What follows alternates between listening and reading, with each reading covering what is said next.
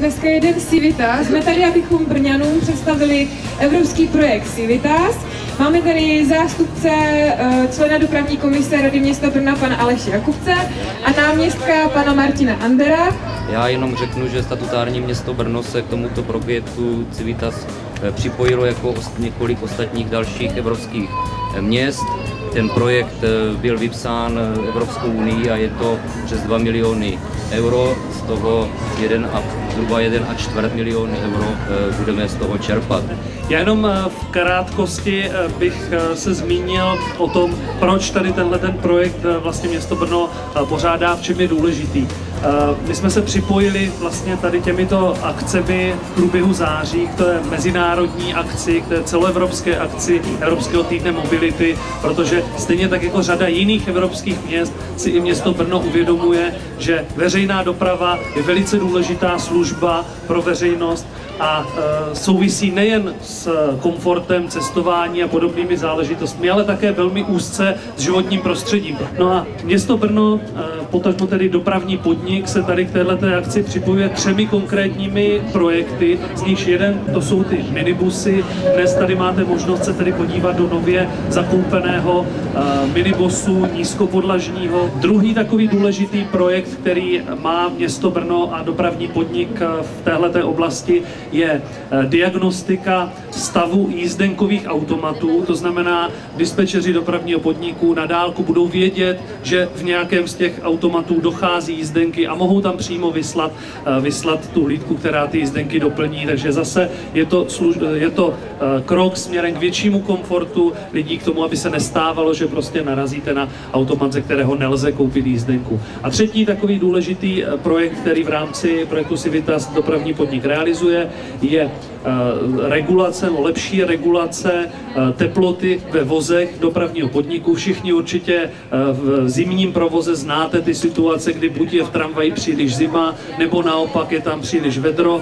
Tyhle ty věci chceme samozřejmě do budoucna řešit, tak aby skutečně ta teplota v těch vozech hromadné dopravy byla na té úrovni, která je uživatelsky příjemná, tak abychom zbytečně nepřetápěli a neplýtvali energií. Takže i v této záležitosti se ten projekt Civitas týká a vlastně pilotní projekt úpravy regulace teploty ve vozech se rozjede právě během letošní zimy a pokud se to osvědčí, tak samozřejmě ty z toho získané technické poznatky se budou aplikovat ve všech vozech veřejné dopravy v Brně.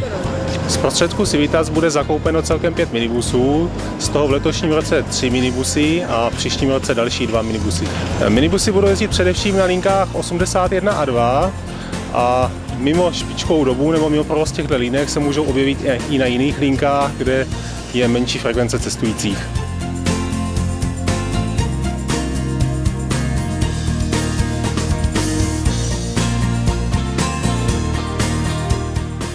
A Civitas znamená City, Vitality, Sustainability, tedy město, život a udržitelnost. Na realizaci tohoto projektu se ve městě Brně podílí statutární město Brno a dopravní podnik města Brna. Projektu Civitas Elan se kromě města Brna účastní ještě město Lublin ze Slovinska, Záhřeb z Chorvatska, Gent z Belgie a Porto z Portugalska.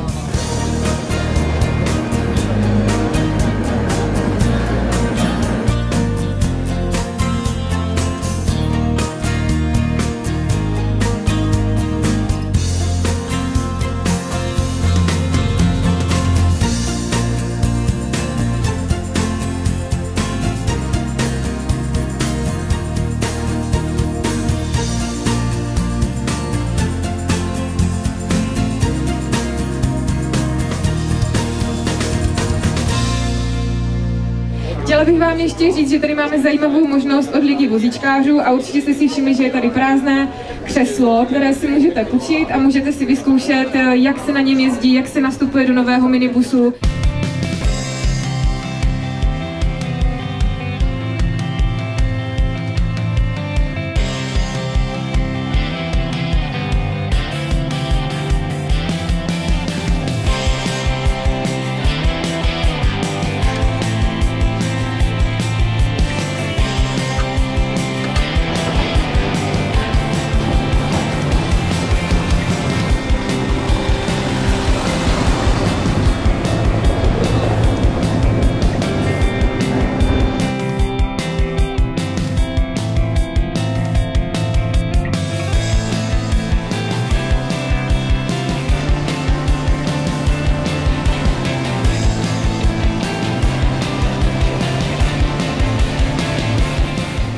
tak především chceme v tomhle smyslu poskytovat komfortnější služby všem cestujícím, včetně tedy vozíčkářů, takže proto tady tahle ta služba, ale zároveň to má, samozřejmě nezakrývám, také důvody ekonomické a řekněme i dopady na životní prostředí, protože pokud jezdí velké autobusy jako servis vozíčkářům a nejsou úplně plné, tak skutečně zbytečně zatěžují životní prostředí emisemi, zbytečně projezdí spoustu nafty.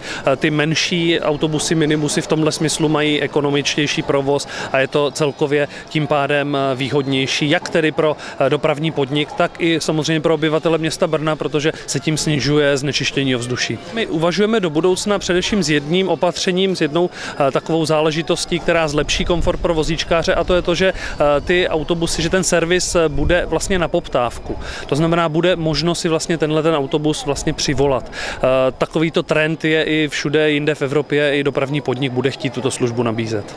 Tak já myslím, že především to bude větší komfort pro ty vozíčkáře, lepší přístupnost do autobusu pro ně a také v poslední řadě ekonomické. To znamená, že takový minibus určitě má menší spotřebu pohonných hmot než ty velké autobusy, kde kdy jezdil třeba jeden nebo dva vozíčkáři. Do jednoho minibusu se vejde celkem až 6 vozíčkářů. Minibus má kapacitu celkem 20 osob, z toho 13 sedících a 7 stojících.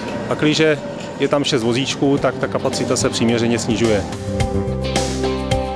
Kvůli čemu tady stojíme teď? 15. července tohoto roku byla vyhlášena letní fotografická soutěž projektu Civitas na téma čistá a kvalitní doprava v městě Brně. Všechny soutěžící máme tady, jejich fotografie jsou tady vystaveny. Mimo jiné budou všechny fotografie vystaveny v Urban Centru. Výstava začíná 21. září a bude trvat měsíc, takže tam se také můžete podívat. První cenou v této soutěži daroval dopravní podnik města Brna a je to roční předplatné na šalinkartu. A prvním vítězem naší fotografické soutěže se stává pan René Rudzan a jeho fotografie má název Hvězdička z KPN. A pana Rudzana bych se zeptala, co to znamená KPN? KPN? Fakt nevím přesně. Jo, KPN, jo. Už jsou mimo.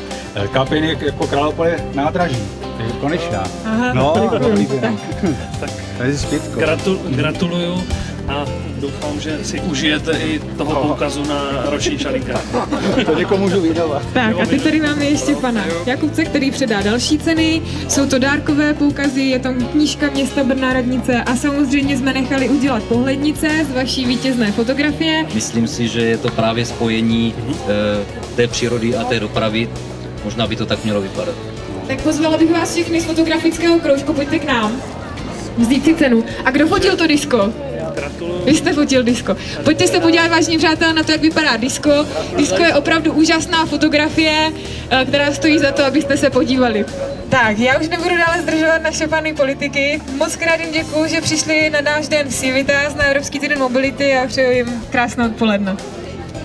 Děkujeme a věřím, že se tady nepotkáváme v tomto složení u těch akcí naposledy a že, jak už jsem říkal, budete všichni věrnými zákazníky dopravního podniku a budete s našimi službami spokojeni. Tak já vám poděkuji, že jste se dnes zúčastnili a jak říkal pan náměstek, jen ať brněnská doprava je čím dál tím lepší a pohodlnější.